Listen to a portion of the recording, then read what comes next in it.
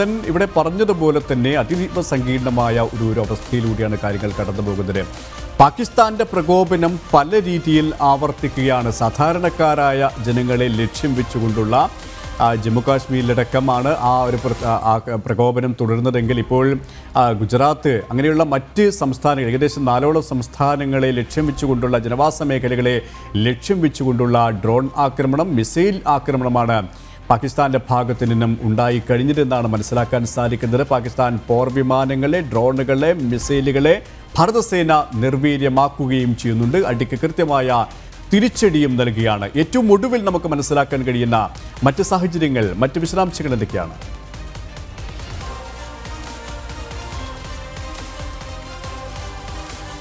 സുരേഷ്, യുദ്ധസമാനമായ സാഹചര്യമാണ് നിലനിൽക്കുന്നത്. ഇന്നലെ രാത്രി 9 മണി മുതൽ ഇന്ന് പുലർച്ചെ 5:40 വരെ ലേ മുതൽ കച്ച് വരെയുള്ള ഭാരതത്തിന്റെ പ്രദേശത്തെ ആക്രമിക്കുവാൻ വേണ്ടിയുള്ള ശ്രമം, അല്ലെങ്കിൽ അതുവഴി ഡ്രോൺ കടത്തിവിട്ട് ഭാരതത്തിന്റെ വിവിധ മേഖലകളെ, അമൃത്സർ അടക്കമുള്ള മേഖലകളെ ആക്രമിക്കുവാനായിരുന്നു പാകിസ്ഥാൻ പദ്ധതിയിട്ടിരുന്നത്. എന്നാൽ ഭാരതത്തിന്റെ എയർ ഡിഫൻസ് യൂണിറ്റ് അതിനെ കൃത്യമായി പ്രതിരോധിച്ചു എന്നുള്ളതാണ് യാഥാർത്ഥ്യം. അമൃത്സറിലേക്ക് നിരവധി ഡ്രോണുകളാണ്, പ്രത്യേകിച്ച് അമൃത്സർ കണ്ടോൺമെന്റ് ലക്ഷ്യമാക്കി നിരവധി ഡ്രോണുകൾ എത്തി.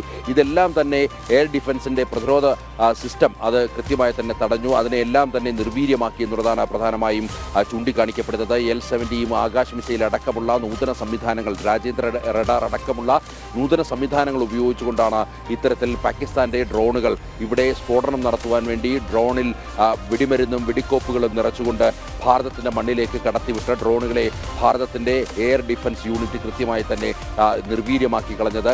പ്രത്യേകിച്ച് ഇതിപ്പോൾ പുലർച്ചെ അമൃത്സറിൽ നിന്നുമുള്ളവരുടെ, ഇതിനോടകം തന്നെ അവിടുത്തെ സാധാരണ ജനങ്ങളുടെ ഒക്കെ തന്നെ അവർ ഈ മാധ്യമങ്ങളോട് ഇക്കാര്യങ്ങൾ വ്യക്തമാക്കിയിട്ടുണ്ട്. പുലർച്ചെ 5:40 അവർ ഈ ഡ്രോൺ ശ്രദ്ധയിൽപ്പെട്ടത്. എന്നാൽ പെട്ടെന്നത് തീഗോളമായി മാറുന്ന അവസ്ഥയായിരുന്നു ഉണ്ടായിരുന്നതെന്നാണ് ജനങ്ങൾ പറയുന്നത്. അതായത് അമൃത്സർ ലക്ഷ്യമാക്കി, അമൃത്സർ കണ്ടോൺമെന്റ് ലക്ഷ്യമാക്കി വന്നിരുന്ന ഡ്രോണിനെ എയർ ഡിഫൻസ് യൂണിറ്റ് കൃത്യമായി തന്നെ അതിനെ നിർവീര്യമാക്കിയ കാഴ്ചകളായിരുന്നു ജനങ്ങൾ കണ്ടിരുന്നത്. അതേപോലെ തന്നെ ഹരിയാനയിലെ സിർസയിലും ഈ ഡ്രോണിൻ്റെ ചില പാർട്ടികൾ കണ്ടു.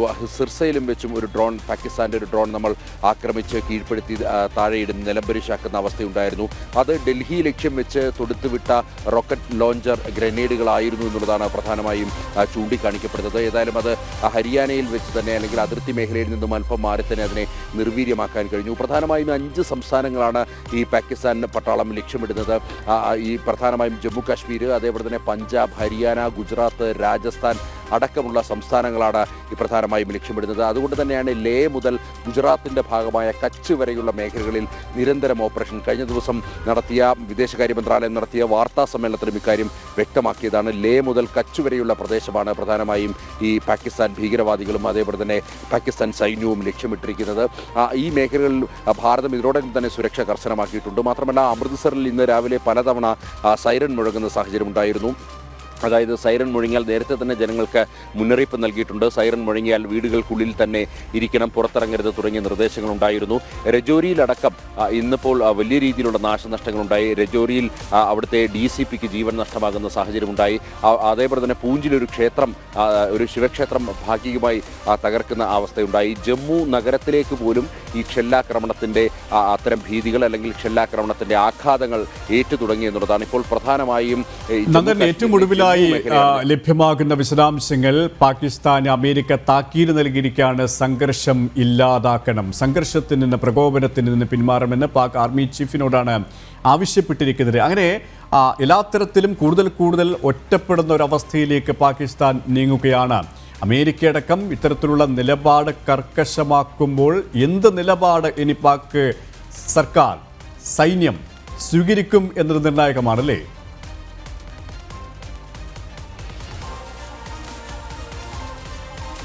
സുരേഷ്, ഭാരതത്തിന്റെ നിലപാട് ഇതിനോടകം തന്നെ ലോക രാജ്യങ്ങൾക്ക് മുന്നിൽ വ്യക്തമാക്കി കഴിഞ്ഞു. പാകിസ്ഥാൻ ആയുധം താഴെ വെക്കാതെ, ഭീകരവാദികളെ ഈ മണ്ണിലേക്ക് നുഴഞ്ഞു കയറ്റി വിടുവാൻ വേണ്ടിയുള്ള പരിശീലനം നിർത്താതെ, അല്ലെങ്കിൽ ഭീകരവാദം പൂർണ്ണമായും അവസാനിപ്പിച്ച് ഭീകരവാദികൾക്ക് പിന്തുണ നൽകാത്തൊരു സാഹചര്യത്തിൽ മാത്രമേ ഭാരതം ഏതെങ്കിലും തരത്തിലുള്ള ഒത്തുതീർപ്പിലേക്കോ അല്ലെങ്കിൽ അനുനയ ചർച്ചകളിലേക്കോ കടക്കൂ എന്നുള്ളതാണ് പ്രധാനമായും രാജ്യത്തിന്റെ നിലപാട്. അത് വിദേശ രാജ്യങ്ങളെ അടക്കം ഇതിനോടകം തന്നെ അറിയിച്ചു കഴിഞ്ഞു. ഭാരതത്തിന്റെ വിദേശകാര്യമന്ത്രി വിവിധ രാജ്യങ്ങളിലെ മന്ത്രിമാരുമായി ഇതിനോടകം തന്നെ ടെലിഫോൺ സംഭാഷണത്തിൽ ഏർപ്പെടുകയും കൂടിക്കാഴ്ച നടത്തുകയൊക്കെ ചെയ്തുകൊണ്ട് ഭാരതത്തിൻ്റെ നിലപാട് സുശക്തമായി വ്യക്തമാക്കി കഴിഞ്ഞിരിക്കുന്നു. മാത്രമല്ല ഇവിടെ ഭാരതം എടുത്തിരിക്കുന്ന അല്ലെങ്കിൽ ഭാരതത്തിൻ്റെ നിലപാട് വളരെ കൃത്യമാണ്. അതായത് ഭാരതം പാകിസ്ഥാനിലെ സാധാരണക്കാരെ അല്ല ആക്രമിക്കാൻ ഉദ്ദേശിക്കുന്നത്, അല്ലെങ്കിൽ അവിടുത്തെ സൈന്യത്തെ അല്ല ആക്രമിക്കാൻ ഉദ്ദേശിക്കുന്നത്, മറിച്ച് അവിടെ ഭീകരവാദികളുടെ താവളങ്ങളും ഭീകരവാദികളെ ലക്ഷ്യമിട്ടുകൊണ്ടാണ് ഭാരതം ഇവിടെ നിന്നും ഓരോ അസ്ത്രങ്ങളും കൊടുക്കുന്നത് എന്നുള്ളതാണ് യാഥാർത്ഥ്യം. അത് ഈ ഓപ്പറേഷൻ സിന്ദൂറിലൂടെ തന്നെ അത് ലോകരാജ്യങ്ങൾക്ക് വ്യക്തമാകുന്ന സാഹചര്യമുണ്ടായി. അതായത് കൃത്യമായി ടാർഗറ്റ് ചെയ്തുകൊണ്ട് 9 ഇടങ്ങൾ ഭീകരവാദികളുടെ കേന്ദ്രങ്ങളടക്കം ഹിസ്ബുൾ മുജാഹിദിൻ്റെയും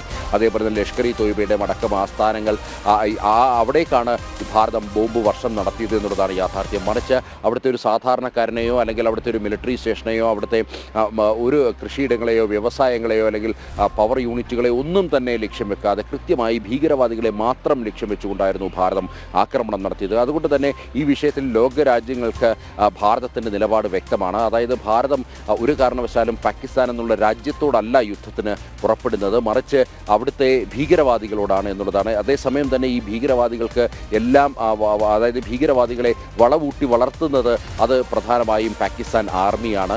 പാകിസ്ഥാൻ ആർമി എന്നും ഭാരതത്തോട് യുദ്ധം ചെയ്തിട്ടുള്ളത് ഇത്തരം ഭീകരവാദികളെ കവചമാക്കിക്കൊണ്ടാണ് എന്നുള്ളതാണ് യാഥാർത്ഥ്യം. ഈ മണ്ണിലേക്ക് ഇത്തരം ഭീകരവാദികളെ നുഴഞ്ഞു കയറ്റി വിടുവാൻ വേണ്ടി പ്രത്യേക പരിശീലന കേന്ദ്രങ്ങൾ അതിർത്തികളിൽ സ്ഥാപിച്ച് അവിടെ ഭീകരവാദവും അതേപോലെ തന്നെ പാകിസ്ഥാൻ്റെ ഉന്നത സൈനിക ഉദ്യോഗസ്ഥർ തന്നെ നേരിട്ടെത്തി ബാക്കി കായിക പരിശീലനങ്ങൾ അടക്കം നൽകിക്കൊണ്ട് ഈ മണ്ണിലേക്ക് കൂടുതൽ ഭീകരവാദികളെ നുഴഞ്ഞു കയറ്റി വിടുവാനുള്ള അത്തരം ശ്രമങ്ങൾ എപ്പോഴും നിരന്തരമായി ഇങ്ങനെ ഭാരതത്തിൽ ഉണ്ടായിക്കൊണ്ടിരിക്കുന്നു. അങ്ങനെ നുഴഞ്ഞു കയറിയെത്തിയവരാണ് പ്രധാനമായും പെഹൽഗാമിലെ ബൈസരൻ വാലിയിൽ 26 പേരുടെ ജീവനെടുത്തത്. അതുകൊണ്ട് ഇത്തരം ഭീകരാക്രമണങ്ങൾ ഇനി ഭാരതത്തിന് അംഗീകരിക്കാൻ കഴിയില്ല. ഒരു കാരണവശാലും അതിൽ വിട്ടുവീഴ്ചയില്ല എന്നുള്ളതാണ് പ്രധാനമായും ഈ ഭാരതം ചൂണ്ടിക്കാണിക്കുന്നത്. ഇന്ത്യ ഇതിൽ വ്യക്തമായ നിലപാടെടുത്തിരിക്കുന്നത് ആയുധം താഴെ വെക്കുന്നതിനപ്പുറം ഇത്തരം ഭീകരവാദികളെ കൂടി തള്ളിപ്പറയുവാൻ പാകിസ്ഥാൻ തയ്യാറാകണമെന്നുള്ളതാണ്. നമുക്കറിയാം അൽ ഖ്വയ്ദ അടക്കമുള്ള ഭീകരവാദ സംഘടനകളെ പാകിസ്ഥാൻ നിരോധിച്ചിട്ടുണ്ടെങ്കിലും അൽ ഖ്വയ്ദയ്ക്ക് വേണ്ട അല്ലെങ്കിൽ അൽ ഖ്വയ്ദയെ പാലൂട്ടി വളർത്തുന്നത് പാകിസ്ഥാനാണ് എന്നുള്ളതാണ്. അൽ ഖ്വയ്ദയുടെ ഈ ഭീകരവാദത്തിൻ്റെ അനന്തരഫലങ്ങൾ അമേരിക്ക അടക്കമുള്ള മറ്റ് ലോകരാഷ്ട്രങ്ങൾ അംഗീകരിച്ചതാണ്, അല്ലെങ്കിൽ അവർ അതിന് ഇരകളായതായിരുന്നു എന്നുള്ളതാണ് യാഥാർത്ഥ്യം. മാത്രമല്ല UN പോലും ഭീകരവാദികളെന്ന് പ്രഖ്യാപിച്ചിട്ടുള്ള അല്ലെങ്കിൽ മറ്റ് ഇസ്ലാമിക രാജ്യങ്ങളും മറ്റ് രാജ്യങ്ങളും ഭീകരവാദികളെന്ന് പ്രഖ്യാപിച്ചിട്ടുള്ള അത്തരം ഭീകരന്മാരെ പാകിസ്ഥാൻ്റെ മണ്ണിൽ അവർക്ക് സംരക്ഷണം ഒരുക്കുന്നു. അത് സർക്കാരാണ്, അല്ലെങ്കിൽ സൈനിക താവളത്തിന് വളരെ അടുത്ത് തന്നെ ഇത്തരത്തിലുള്ള ഭീകരവാദികളുടെ താവളങ്ങളും മറ്റും ഒരുക്കുവാനും അവർക്ക് സൈനിക സഹായങ്ങളും അവർക്ക് പോലീസിൻ്റെ സംരക്ഷണവും ഒക്കെ നൽകുവാനും പാകിസ്ഥാൻ ഭരണകൂടം തയ്യാറാകുന്നു. അതിനെയാണ് ഭാരതം കൃത്യമായി എതിർക്കുന്നത്. ലോകരാജ്യങ്ങളും അതിനെയാണ് എതിർക്കേണ്ടത് എന്നുള്ളതാണ് ഭാരതം ചൂണ്ടിക്കാണിക്കുന്നത്. അതേസമയം നമുക്കറിയാം IMF-ൽ ഭാരതത്തിൻ്റെ നിലപാട് അംഗീകരിക്കപ്പെട്ടില്ല എന്നുള്ളതാണ്. പാകിസ്ഥാന് കൂടുതൽ സഹായം നൽകുവാൻ വേണ്ടി IMF-ൽ തീരുമാനമായി എന്നുള്ളതാണ്. ഏതായാലും ഭാരതം അതിനെ ശക്തമായി തന്നെ എതിർക്കുകയാണ്. ഈ കൊടുത്ത 8500 കോടി രൂപയും അത് ഭീകരവാദ പ്രവർത്തനങ്ങൾക്ക് മാത്രമാകും പാകിസ്ഥാൻ വിനിയോഗിക്കുക എന്നുള്ളതാണ് പ്രധാനമായും ഭാരതം ചൂണ്ടിക്കാണിക്കുന്നത്. അവിടുത്തെ സാധാരണക്കാരായ ജനങ്ങളുടെ അടിസ്ഥാന സൗകര്യ വികസനങ്ങൾക്കോ അല്ലെങ്കിൽ അവിടുത്തെ ജനങ്ങളുടെ മറ്റ് വികസന പ്രവർത്തനങ്ങൾക്കോ യുവജനങ്ങളുടെ ക്ഷേമത്തിനോ ഒന്നും ആയിരിക്കില്ല, അല്ലെങ്കിൽ അവിടുത്തെ ജനങ്ങൾക്ക് റേഷൻ നൽകാൻ പോലും ആയിരിക്കില്ല, മറിച്ച് ഭീകരവാദികളെ പാലൂട്ടി വളർത്താൻ വേണ്ടി മാത്രമായിരിക്കും ഈ തുക, അല്ലെങ്കിൽ ഈ IMF-ൽ നിന്നും എടുത്ത കൂടുതൽ വായ്പ അത് ഉപയോഗിക്കുക എന്നുള്ളതാണ് ഭാരതം ചൂണ്ടിക്കാണിക്കുന്നത്. ഏതായാലും ശക്തമായ രീതിയിൽ ഈ ഭാരതത്തെ ആക്രമിക്കുവാൻ വേണ്ടി പാകിസ്ഥാൻ മുതിരുമ്പോൾ അതിനേക്കാൾ അപ്പുറത്തേക്ക് ഭാരതം വലിയ പ്രതിരോധം തീർത്തുകൊണ്ട് തിരിച്ചടിക്കുന്ന അവസ്ഥയാണ് നിലനിൽക്കുന്നത്. ഇന്നിപ്പോൾ പുലർച്ചെ തന്നെ BSF പാകിസ്ഥാൻ റേഞ്ചേഴ്സിൻ്റെ പല ഇൻ്റർനാഷണൽ ബോർഡറിലും ലൈൻ ഓഫ് കൺട്രോളിലുമുള്ള പല താവളങ്ങൾ, പ്രത്യേകിച്ച് ഇത്തരം ഡ്രോണുകൾ അയക്കുന്ന അത്തരം താവളങ്ങൾ തകർത്തു എന്നുള്ള വിവരങ്ങളാണ് ലഭ്യമാകുന്നത്. 10:30 വിദേശകാര്യ മന്ത്രാലയം വാർത്താ സമ്മേളനം നടത്തും. അവിടെ കേണൽ സോഫിയ ഖുറേഷിയും അതേപോലെ തന്നെ വ്യോമിക സിംഗും വാർത്താ സമ്മേളനം നടത്തി എന്താണ് കഴിഞ്ഞ ദിവസം രാത്രിയിലുണ്ടായ സംഭവ വികാസങ്ങൾ എന്നുള്ളത് കൂടുതൽ വ്യക്തമാക്കും. കഴിഞ്ഞ വാർത്താ സമ്മേളനത്തിൽ അവർ വ്യക്തമാക്കിയതാണ് 36 ഇടങ്ങൾ, ലേ മുതൽ